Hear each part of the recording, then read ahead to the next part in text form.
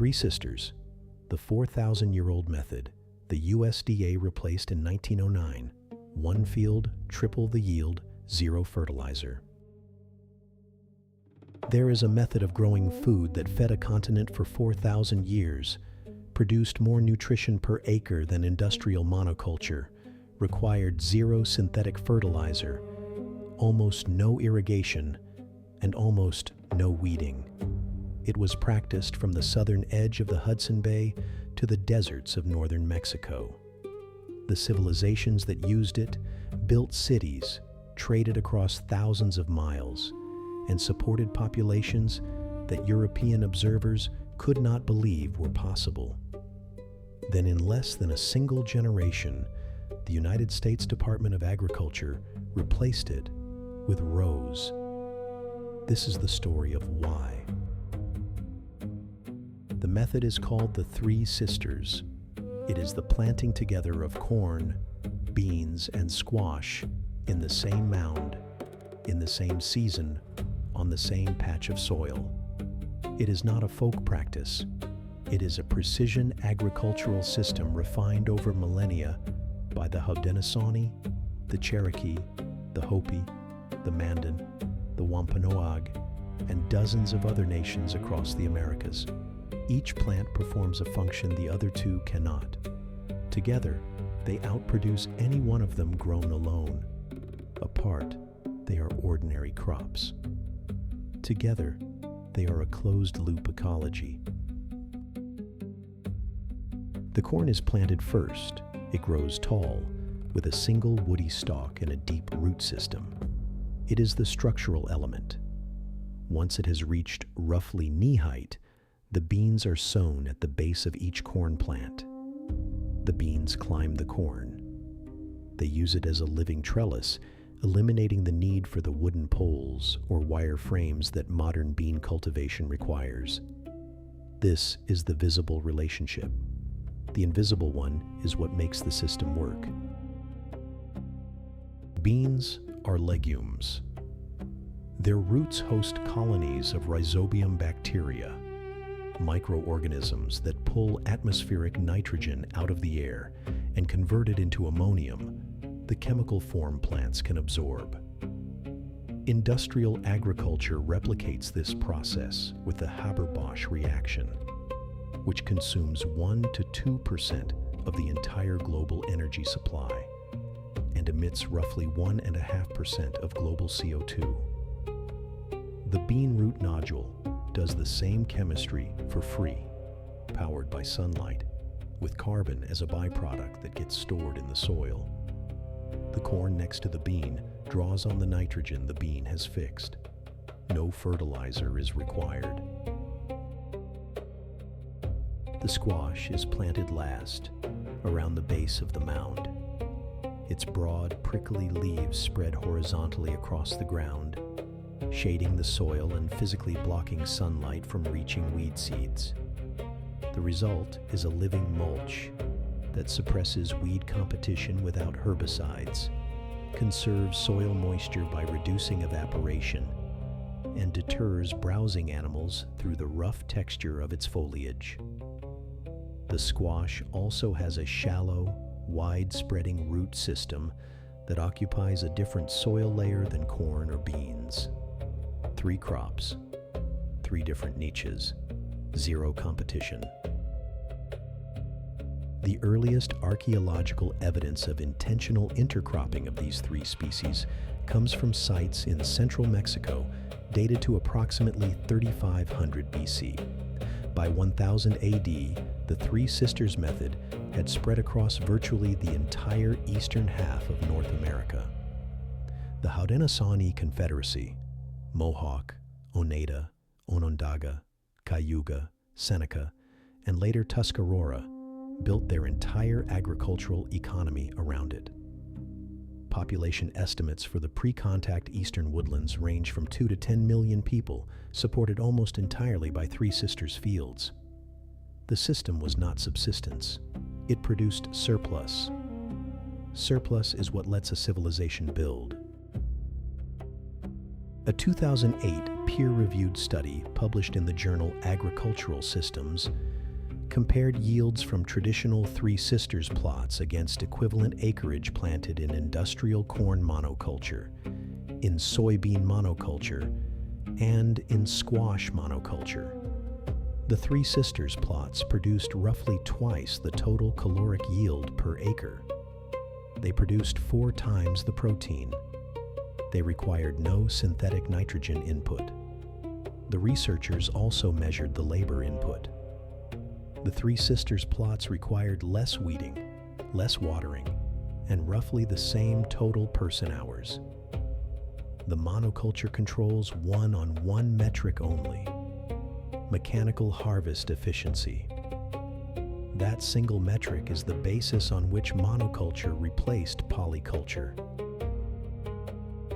In 1909, Cyril Hopkins, a soil scientist at the University of Illinois, published Soil Fertility and Permanent Agriculture, which became the foundational textbook of American industrial farming.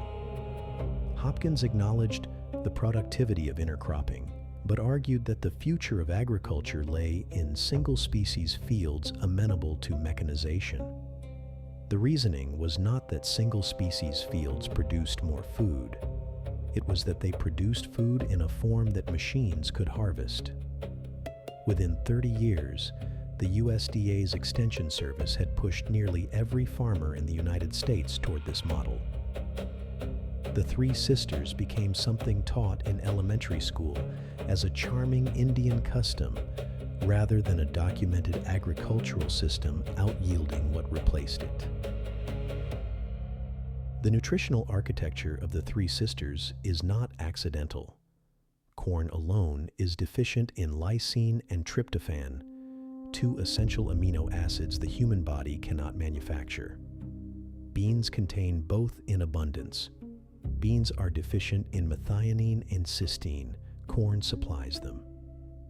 Squash contains carotenoids, vitamins, and unsaturated oils absent from both. Eaten together, the 3 crops form a complete protein and a near-complete vitamin profile. This is the biochemical foundation of every Mesoamerican and North American agricultural civilization. It is also the reason malnutrition rates in pre-contact indigenous populations were lower than in contemporary European populations eating wheat-based diets. The squash variety traditionally grown with the Three Sisters is not modern butternut or acorn. It is a class of dense, long-storing winter squash, Cucurbita maxima, Cucurbita moschata, and Cucurbita pepo cultivars selected over thousands of years for storage life and pest resistance. Some Hopi varieties remain edible after 18 months in dry storage. Some Mandan varieties were buried in dry pits and held through the winter without spoilage. This is not survival food. This is engineering. The selection of crops with complementary storage profiles, corn that dries on the cob, beans that dry on the vine, squash that holds for a year, eliminated the seasonal hunger gap that defined European peasant life until the 18th century. The corn used in traditional Three Sisters plantings is not modern field corn or sweet corn. It is open-pollinated flint, flower, and dent varieties. Iroquois white, Cherokee white eagle, Mandan bride, Hopi blue, selected over centuries for the climate and soil of specific regions. These varieties produce roughly a third less yield per stalk than modern hybrids, but they store longer, resist drought better, and are stable across generations. A farmer can save seed from this year's crop and plant it next year. Modern hybrid corn cannot do this. The offspring of an F1 hybrid lose the parent traits. The shift to hybrid corn was, among other things, a shift away from seed sovereignty. The Haudenosaunee did not plant Three Sisters in straight lines. They planted in mounds, small earthen rises roughly 2 to 3 feet across, spaced 4 to 5 feet apart. The mound shape provides drainage, warms more quickly in spring, and elevates the seedling above standing water. Within each mound, the spatial arrangement of corn, beans, and squash was specific. Corn in the center, beans within 6 inches of each corn stalk, squash at the perimeter facing south. This arrangement was not arbitrary. It optimized light capture, root distribution, and microclimate. Modern permaculture researchers have measured each of these parameters and confirmed the geometry was correct. It was correct because it had been refined over 100 generations. Industrial monoculture depends on 3 external inputs that did not exist before the 20th century: synthetic nitrogen fertilizer, synthetic pesticides, and mechanical irrigation. Each input represents an industrial supply chain. Each is vulnerable to disruption. The Three Sisters system has 0 external inputs. The nitrogen comes from the air via the bean's root bacteria. The pest pressure is reduced because no single pest can thrive in a polyculture. The visual and chemical confusion of 3 intermixed species disrupts the host-finding behavior of insect pests. The water is conserved by squash leaves shading the soil. The system maintains itself. A 2017 study at the University of British Columbia found that Three Sisters plots maintained stable soil organic matter over 20 years, while adjacent corn monoculture plots lost between 30 and 40% of their original organic carbon over the same period. Soil organic matter is the substrate of agricultural fertility. It holds water, hosts microbial life, and stores carbon. The loss of soil organic matter from American farmland over the past century is one of the central environmental crises of industrial agriculture.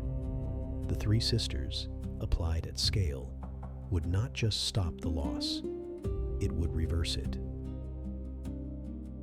The Wampanoag taught the Plymouth colonists how to plant the Three Sisters in 1621. The colonists adopted the technique, kept their families alive through the next several winters with the resulting harvests, and within 2 generations had abandoned it. The reason was not productivity. The reason was that European agricultural expectations centered on plowed fields, single species rows, and grain crops that could be threshed and milled in centralized facilities. The Three Sisters did not fit that infrastructure. It was a complete, self-sustaining system that could not be integrated into a market economy because it produced food rather than commodity inputs. The Three Sisters polyculture is one specific instance of a broader principle that agricultural ecologists call companion planting or guild design. Across the world, every long-developed indigenous agriculture has worked out similar systems. The Chinampas of the Aztecs combined corn, beans, squash, chilies, and amaranth on floating gardens that produced 7 crops per year. The forest gardens of the Maya integrated dozens of useful species in vertical layers. The terraced rice and fish systems of Southeast Asia produced grain and animal protein on the same flooded paddies. None of these systems use external fertilizer. All of them sustain dense populations for thousands of years.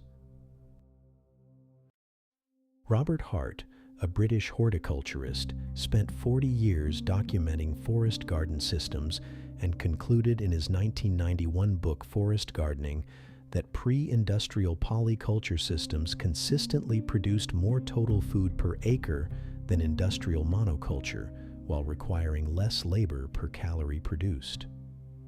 His work was largely ignored by mainstream agronomy. The reason is structural. The agronomy departments of land-grant universities receive funding from the agribusiness industry. Industrial agriculture sells inputs, seeds, fertilizers, pesticides, equipment. Polyculture systems sell almost nothing back to industry. There is no business model in teaching farmers to need less. The pest dynamics of the three sisters are particularly worth examining.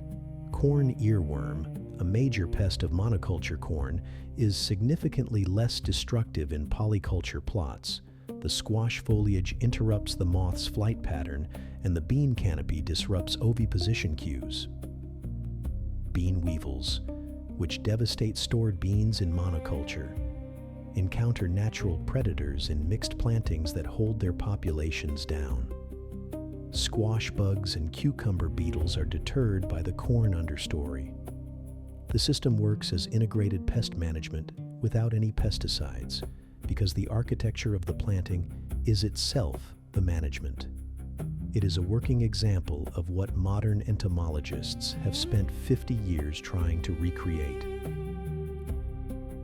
In 2011, the United Nations Food and Agriculture Organization published a global report on polyculture systems, concluding that small-scale, biodiverse traditional farming methods produce, on average, 20 to 30% more food per acre than industrial monoculture, while using a fraction of the inputs. The report was largely buried in policy circles and never translated into mainstream agricultural curricula in North America. The same year, the USDA reaffirmed its commitment to large-scale commodity monoculture as the centerpiece of American food security. The data and the policy moved in opposite directions. They have continued to do so for the entire decade since. There is a specific technical reason that modern agriculture has not adopted polyculture at scale, and it is not productivity. It is harvest mechanization. A combine harvester is engineered to cut, thresh, and clean a single crop species at a single height in a single pass. Three sisters cannot be machine harvested. It requires hand labor or specialized small-scale equipment that does not exist commercially. The economic structure of American agriculture, depleted rural populations, consolidated farms, contract labor, debt service on machinery, is incompatible with hand-labored polyculture. The system that produces more food cannot exist within the economic model that controls how food gets produced. Indigenous nations across North America have continued to practice Three Sisters cultivation through every period of forced removal, allotment, and assimilation. The Iroquois White Corn Project, the MV Skoke Food Sovereignty Initiative, the Indigenous Seed Keepers Network, and dozens of tribal seed banks have maintained the seed lines, the planting techniques, and the ceremonial knowledge attached to the system. The knowledge was not lost, it was actively held. What was lost was the broader cultural assumption that this knowledge mattered. That assumption is recoverable because the knowledge held while the assumption changed. To plant a single Three Sisters mound at home, you need three things: corn seed, bean seed, and winter squash seed. Open pollinated varieties matter. Modern hybrids will not yield well in this configuration, and the seed cannot be saved reliably. Source from a heritage seed company, or, ideally, from a tribal seed bank that licenses seed for personal use. The Native Seeds Search Organization in Tucson, the Iroquois White Corn Project in upstate New York, and Seed Savers Exchange all distribute traditional Three Sisters varieties. The genetics matter as much as the technique. The mound itself is built before planting. Mound up roughly 2 feet of soil enriched with compost into a flat-topped pile about 3 feet across. Plant 4 to 6 corn kernels in the center of the mound, about 1 inch deep, in early to mid-spring after the last frost. Wait, the bean plantings come later, when the corn has reached 8 to 12 inches tall. Do not plant beans first. Beans germinate fast, climb fast, and will smother corn seedlings if planted simultaneously. The sequence is the system. Skipping it breaks the structure. 2 to 3 weeks after the corn is planted, when the seedlings are firmly established at 8 inches or more, sow 4 to 6 bean seeds in a circle about 6 inches from the corn stalks. Pole beans are required, not bush beans. Only climbing varieties will use the corn as a trellis. Heritage varieties to consider include Cherokee Trail of Tears, Hidatsa Shield, Genuine Cornfield, and Mandan Black. These are not modern bush beans. They are the cultivars selected for this exact purpose by the people who developed the system. They climb, they fix nitrogen, and they cooperate. At the same time, the beans are planted. Sow 3 to 4 winter squash seeds at the perimeter of the mound, on the side facing south for maximum sunlight on the foliage. Choose a vining variety, not a bush squash. Vining types spread horizontally across the ground and form the mulch layer. Hubbard, Long Island cheese, Seminole pumpkin, and the Hopi pale gray are traditional choices. As the squash vines extend outward, they will cover the soil between mounds, shade out weeds, and conserve moisture. The system is now self-managing for the rest of the season. Spacing matters. Mounds should be planted 4 to 5 feet apart in all directions. The squash vines need room to spread without overlapping with the next mound's vines, and the corn root systems need the soil volume between mounds. A backyard plot of 9 mounds in a 3x3 grid will occupy roughly 25 square feet and produce, in a good year, 15 to 20 pounds of dry corn, 10 to 15 pounds of dry beans, and 40 to 60 pounds of winter squash. That is a meaningful contribution to a household food supply on a footprint smaller than most patios. The harvest sequence is sequential and runs through the fall. Beans are picked first as fresh shell beans through summer or left to dry on the vine for winter storage. Corn is harvested when the husks have browned and the kernels have hardened, typically late September or early October. The cobs are pulled, the husks peeled back, and the corn cured in a dry, ventilated space for 2 to 3 weeks before storage. Squash is harvested last, after the first light frost has hardened the rinds. Properly cured squash held at 50 to 60 degrees in dry storage will last 3 to 9 months, depending on variety. The Three Sisters is the most documented example of a deeper category that Western agriculture has systematically refused to engage with: integrated polyculture as a stable agricultural baseline.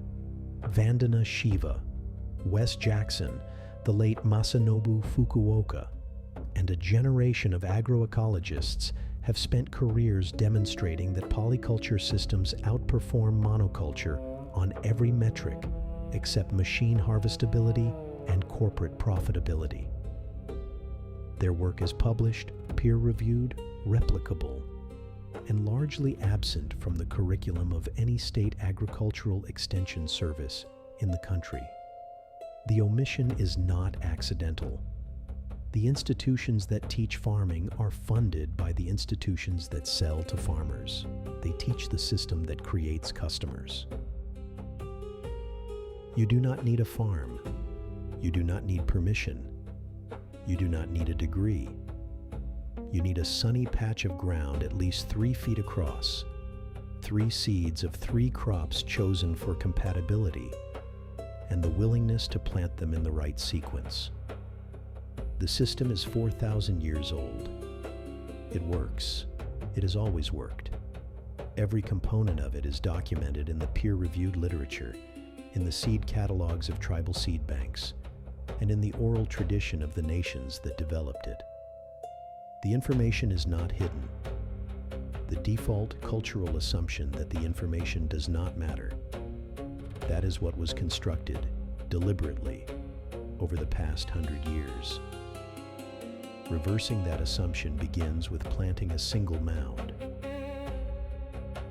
The Haudenosaunee called these crops the Three Sisters because, in their cosmology, the three plants were inseparable beings whose relationship was the relationship that made human life possible. That language is not metaphorical decoration. It is precise ecological description. The corn cannot fix nitrogen. The beans cannot stand upright. The squash cannot grow tall. Together, they perform every function a productive agricultural ecosystem requires. Industrial monoculture took these three siblings, separated them, planted them in isolation, and then sold the inputs required to keep them alive. The original system did not need those inputs. It produced more food. It built the soil. It is not gone. It is waiting. If this is the first you've heard of the Three Sisters as a precision agricultural system, rather than a children's book story, share this with someone who works the land or wants to. The link in the description has a trusted source for Heritage Three Sisters seed if you want to plant a mound this season. And subscribe. Every video on this channel covers one more method they made sure you would never look twice at.